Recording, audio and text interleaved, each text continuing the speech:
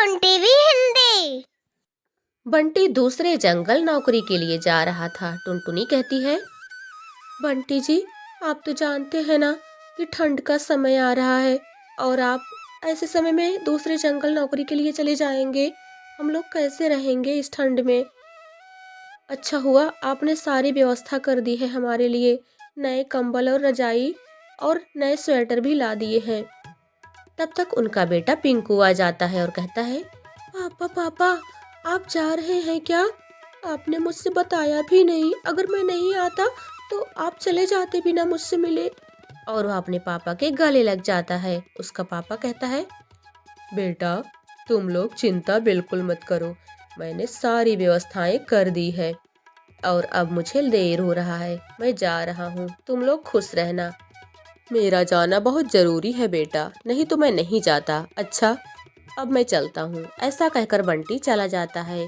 दोनों माँ बेटे मायूस होकर उसे देखते रह जाते हैं।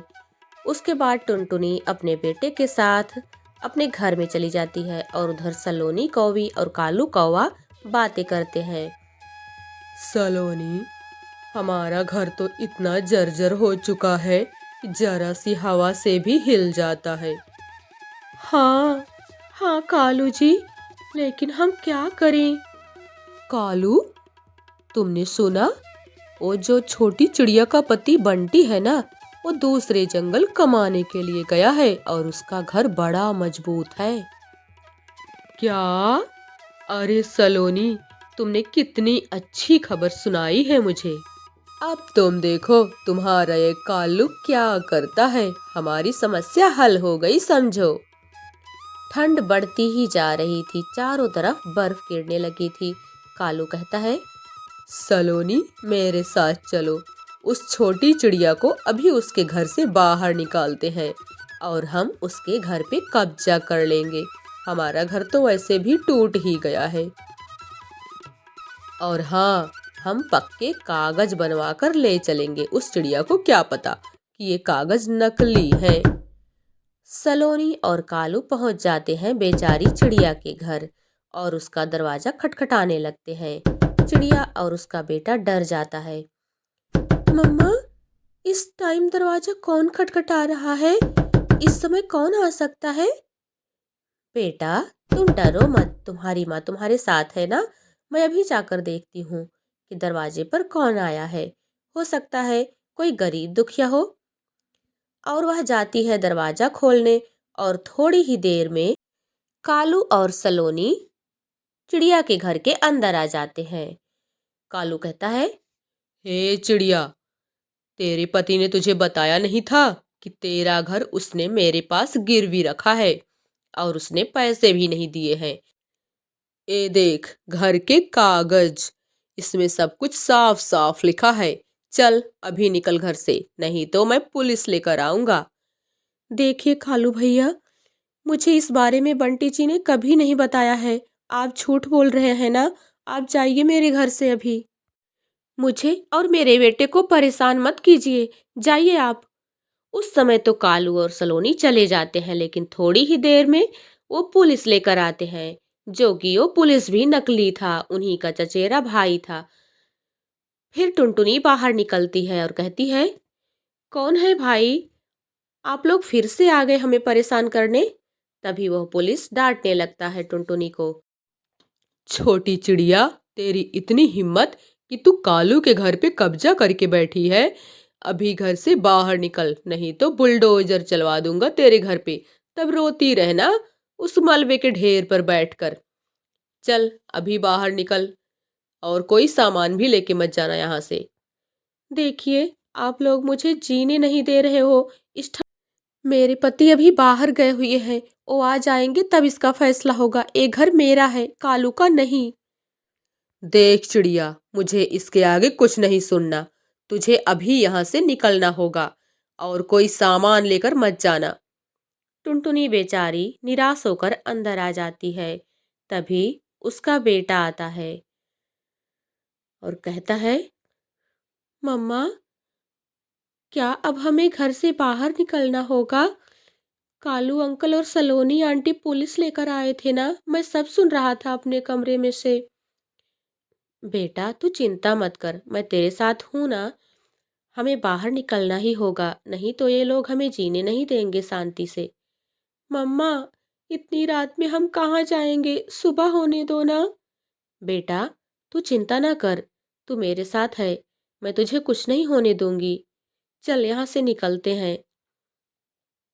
ऐसा कहकर टुनटुनी अपने बेटे को लेकर घर से निकल जाती है, बिना कुछ सामान लिए।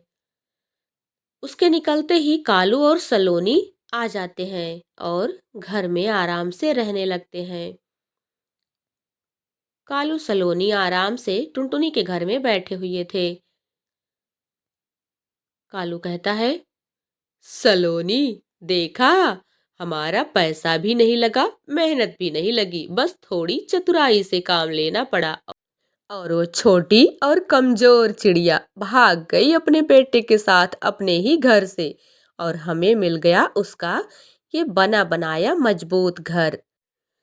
ठंड बढ़ती ही जा रही थी, चारों तरफ ठंडी ठंडी हवाएं चल रही थी और बर्फ गिर रही थी। बेचारी टुनटुनी अपने बेटे के साथ भटक रही थी, किसी सुरक्षित स्थान की तलाश में।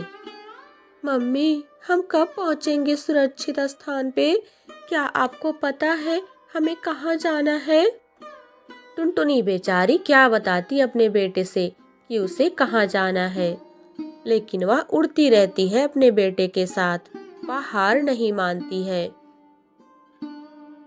मम्मी, क्या हम पहुंच गए? यहाँ पर तो थोड़ी गर्मी महसूस हो रही है। हाँ बेटा, हम पहुंच गए हैं, अब हम यहीं पर अपना ठिकाना बनाएंगे। चलो मेरे साथ थोड़ी खुदाई करवाओ, इससे हमें गर्मी भी मिलेगी काम करके।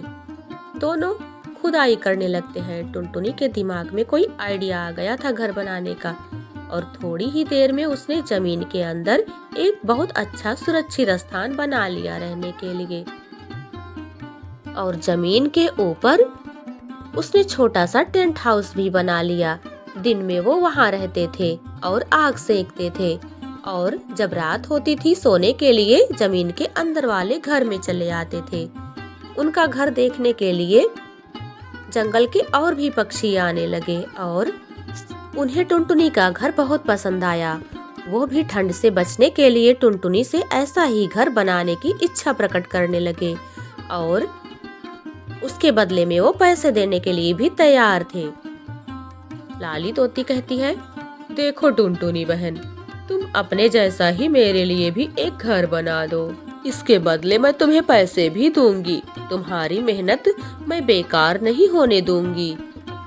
और टुनटुनी मान जाती है, और धीरे धीरे जंगल के कई सारे पक्षी उससे घर बनवाने के लिए कहने लगते हैं और उसे पैसे भी देते हैं। इससे टुनटुनी कंबल खरीद लेती है और जरूरी सामान खरीद लेती है अपने घर के लिए। दोनों माँ बेटे ठंड से बचने के लिए आग जलाकर अपने घर में बैठे हुए थे। टुनटुनी कहती है, पिंकू बेटा, काश तुम्हारे पापा भी आ जाते। बेटा आओ दिखाऊं मैं तुम्हें, मैंने थोड़ा अंदर और खोद दिया है, और देखो यहाँ पर तो हमें आग जलाने की भी जरूरत नहीं है, यहाँ तो वैसे ही गर्मी है। देखो, बहुत अच्छा लग रहा है ना। अब हमें ठंड से डरने की कोई जरूरत नहीं है। दोनों माँ बेटे आग जलाकर बैठे हुए थे, तभी एक कबूतरी आती है और वह भी टुनटुनी से घर बनाने के लिए कहती है, और टुनटुनी मान जाती है। इस तरह से टुनटुनी के पास ढेर सारे पैसे आ जाते हैं। टुनटुनी बहुत सारे घर सभी पक्षियों के लिए बना देती है, और उसके ऊपर छोटा छोटा टेंट हाउस भी। सभी पक्षी एक साथ आग जलाकर हाथ सेकते हैं।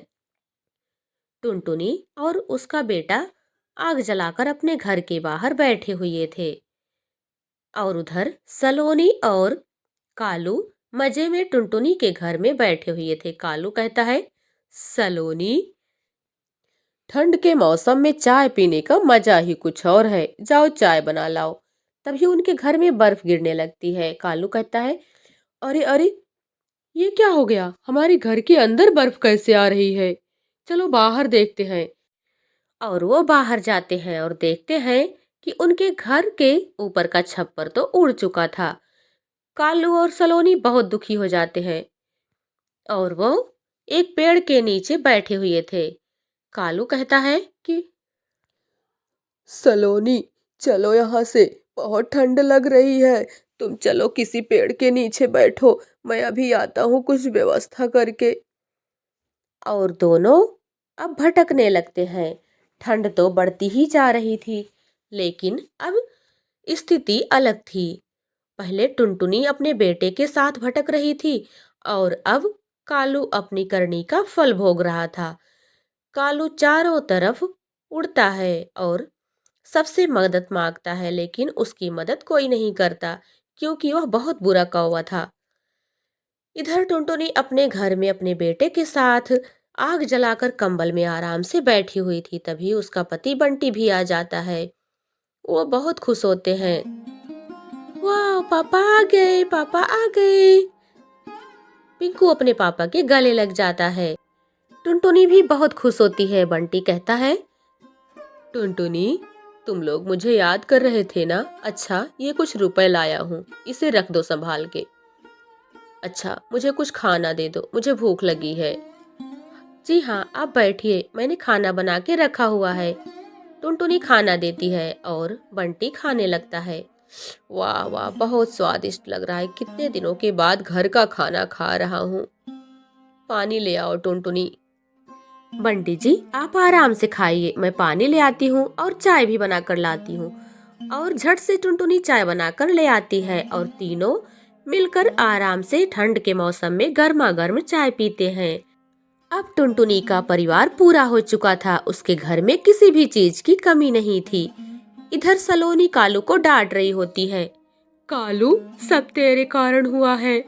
अगर तूने काम चोरी ना की होती, अपना घर बना लिया होता, तो आज हमें ये दिन देखना ना पड़ता। अब मैं जा रही हूँ किसी से मदद मांगने, और तू सुन कान खोल के, मेरे पीछे पीछे मत आना। अगर तू आया ना, मैं तुझे मार डालूंगी। तेरे ही कारण मुझे इस ठंड में बर्फ में बाहर बैठना पड़ रहा है। जा रही हूँ मैं। अगर तू मेरे पीछे आया तो मैं कह देती हूँ, मैं तुझे मार डालूंगी। अरे अरे अरे सलोनी, मैंने सब तेरे लिए ही किया था ना। मुझे माफ कर दे सलोनी, मुझे भी आने दे। मैं मर जाऊंगा। तेरे मारने से पहले ही इस ठंड के कारण मैं मर जाऊंगा। मेरी तो कोई मदद भी नहीं करता है। हे भगवान, मेरी मदद। इस बुरे समय में कालू का साथ उसकी पत्नी सलोनी भी नहीं देती है। इसीलिए तो कहते हैं, बुरे काम का बुरा नतीजा, जैसी करनी वैसी भरनी। दोस्तों, कहानी पसंद आई हो तो प्लीज लाइक, शेयर और सब्सक्राइब कर दीजिएगा। मिलते हैं अगली वीडियो में एक और अच्छी सी कहानी के साथ। धन्यवाद।